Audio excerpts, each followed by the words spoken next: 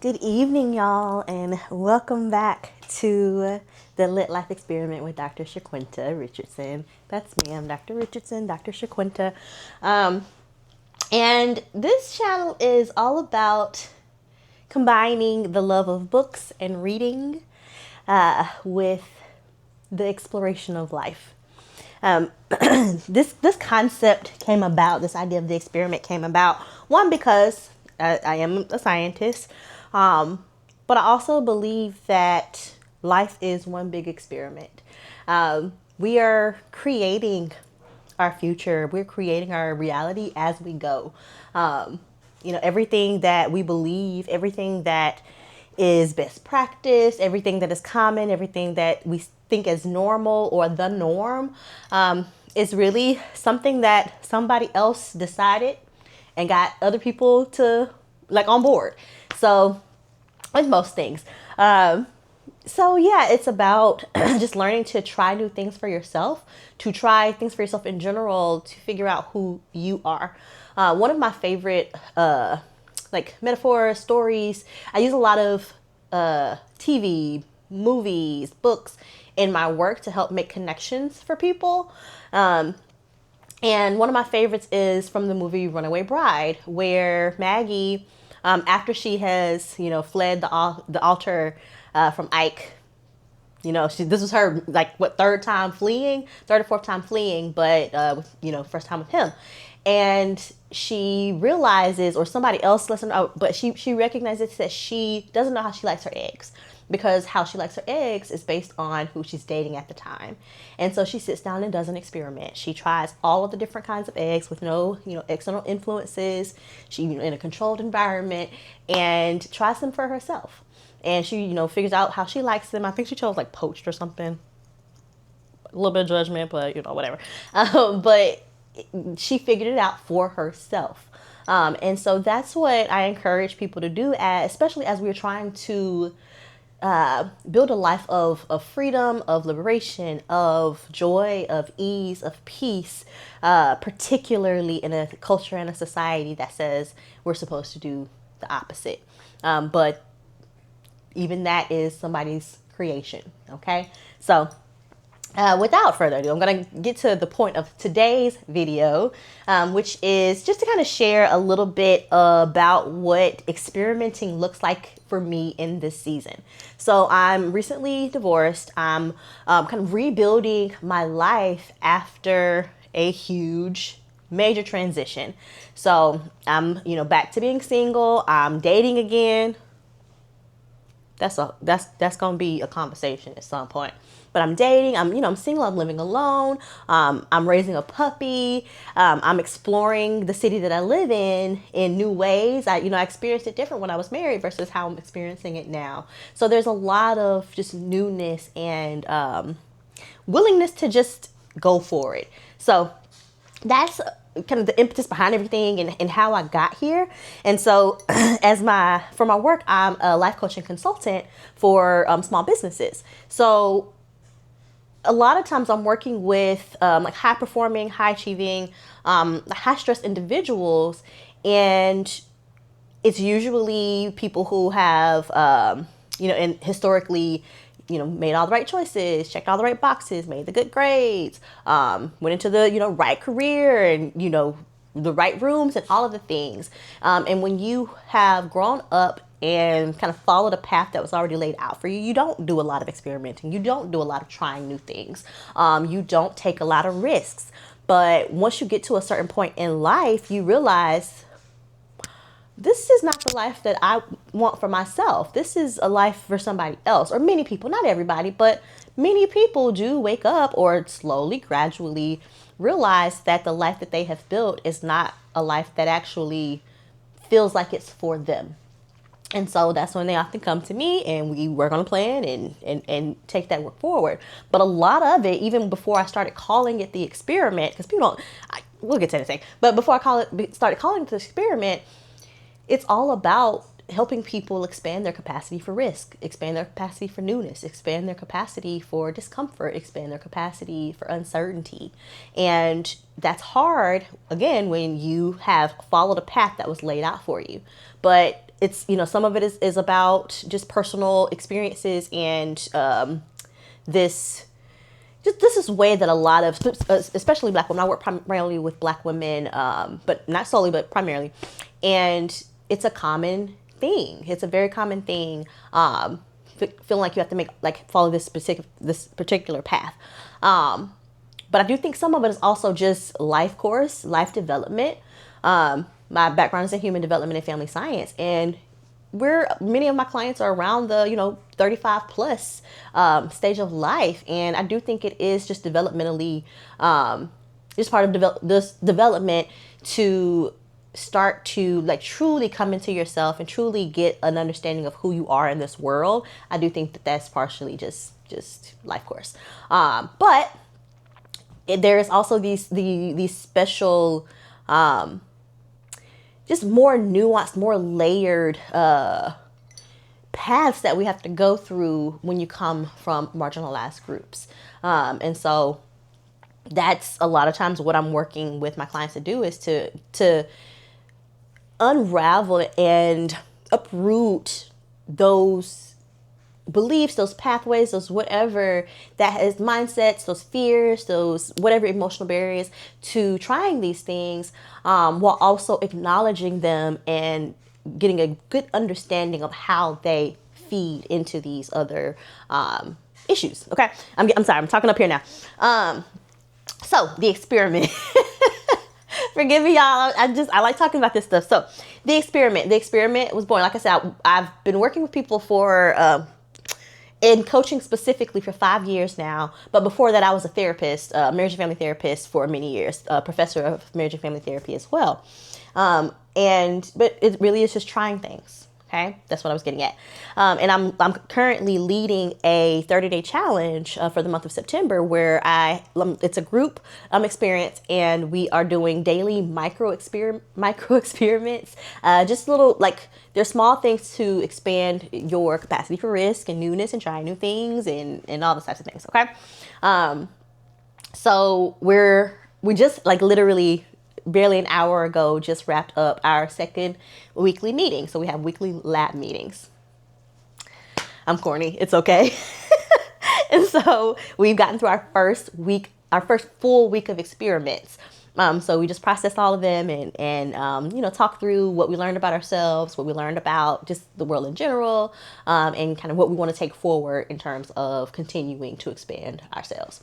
So I want to share, just some of mine this week. I'm not going to share all of the experiments that I went through, but there were several, because I do go through, even though, I'm leading the group or whatever, I do go through the experiments with them. I believe in participant leadership in this particular space. So I'm going through it as well and sharing and processing with them and growing myself and, expanding myself, challenging myself. So the two that I want to speak about are the starting a conversation with three strangers. So one of the experiments for the month is to start a conversation with three strangers. It could be in a grocery line, elevator, coffee shop. Notice how you feel before and after, kind of thing. And I did this several times this week. In a coffee shop, but also just walking my dog. And I've met some really great pet parents, just people with some cute little doggies, and talking about training. 'Cause I have a 1-year-old puppy, a 1-year-old pit bull puppy at that. And excuse my language, but he be whooping my ass. He is a big boy. But we be having fun. But puppy training is not an easy thing. And so we just kind of connected and related on that. So that was just really nice. And then another person at a coffee shop, and just had a wonderful conversation about all of the things. And sometimes I think there are multiple layers here. One is just the discomfort of meeting a stranger and the social awkwardness of it, and just not knowing what to say or whatever the case may be. So getting over the fear of doing the thing is a major part of it. But the other part of it is just the art of connecting and communication and conversation is being lost. It's becoming a lost art. And so it's an opportunity not only to try just meeting a stranger, but also engaging with somebody. A lot of us work from home now. A lot of us don't get out very often. well, I shouldn't say a lot of us, but there are people who still are working from home and have limited social interaction, especially somebody like myself who, lives long, whatever. You might not, you don't get to connect with a lot of people face to face sometimes. So it's just nice to have those moments of connection. And I think there's something beautiful about being able to connect with a stranger. So that was the first one. But in terms of like what we learn, I think, and I say this in the group, we put a lot of pressure on things. We put a lot of, like, we build things up so big in our minds that we create the pressure of it. We create it with our minds. We create the weight of it.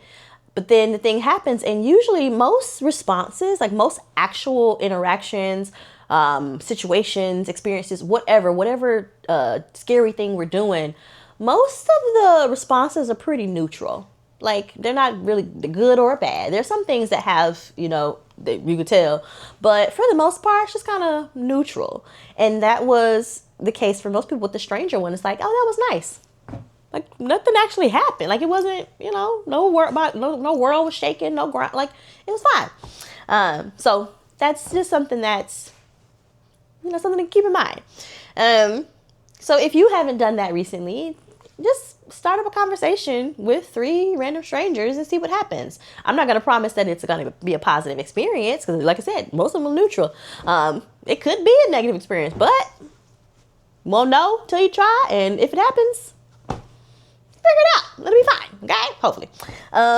But seriously, like, just try connecting with somebody new. Yeah. Okay. And then the second one that I'm going to talk about is...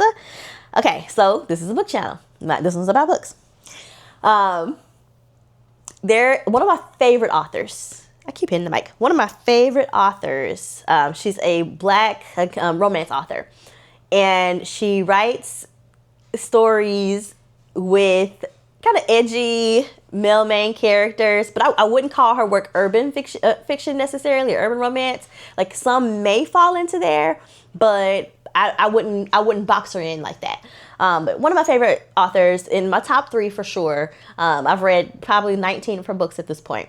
But there was a book one that came out a few months ago that I enjoyed it so much. I loved it. And I usually this author, she cranks her books out. Like, she be writing, okay? But I'm like, why did I wait 6 months for the follow-up to this one? I was not happy. Neither was anybody else who I knew. But like, what do you mean you're gonna leave us hanging like this? It was a cliffhanger. And so I was like, okay, I'm just gonna do it. So I reached out to her on Instagram, and I just said, I'm a big fan of your work. And yeah, I'm a big fan of your work. I read so much of it. I love this book so much. And what do I need to do to be a part of the ARC team, to get an advanced reader copy? I have a pretty solid following on Instagram. I have a newsletter of over 400 people that I'm willing to put in. I will promote this book, but please let me get a copy. Now, I didn't get a response. I don't even know if she read it. I haven't even looked back. I might do that tonight. I haven't even looked back to see if she's seen it. But I did it. And, like, it's just fine. It's fine. And in my mind, I was like, she's going to be like, this disrespectful. Why should, how dare she? Like, I'm just, I was like, I don't know if those would be the words. But I don't know what I thought she would think. And I don't know what she would think. I still don't. I don't know if she's read it.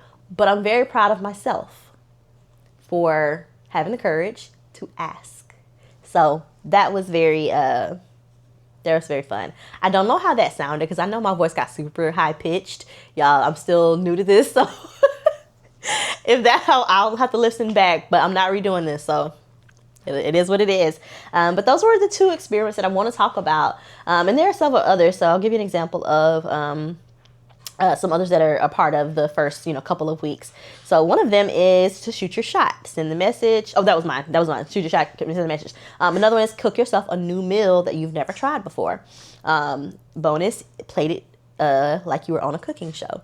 Another one is look up the next 2 rainy days in advance and plan an intentional day indoors with snacks, movies, YouTube scenes, and a cozy or cute fit, and protect that time. So it's not just about doing like scary things like, sending a DM to your favorite author. but also doing a scary thing of taking a break, even though you feel like it's the wrong thing to do. So it's all kinds of things. There are ones that are a little more playful and creative. It's meant to be stretching and challenging and all of that, but it's also meant to be fun. So we have a lot of fun. It's been great, and I'm going to share some more about additional experiments. I'll share the next week's experiments next Tuesday, and then I will post again on Friday with some more book reviews. So I hope y'all enjoyed this video. If you have any suggestions for just content that you would like to see that, you know, it's that relates, but topics you'd like me to discuss, or yeah, anything you'd like to see, books that you would like me to review. I am doing a 30-day challenge, so I'm only doing books that I feel like I've truly learned something or they've impacted me in some way. But if there's a book that you would like me to review, maybe like a popular book or something, or that you would just like me to read and then review, put it in the comments. That's it, y'all. I will be back on Friday, and I hope you've enjoyed this and have a wonderful evening or whenever you are watching this. Take care. Bye.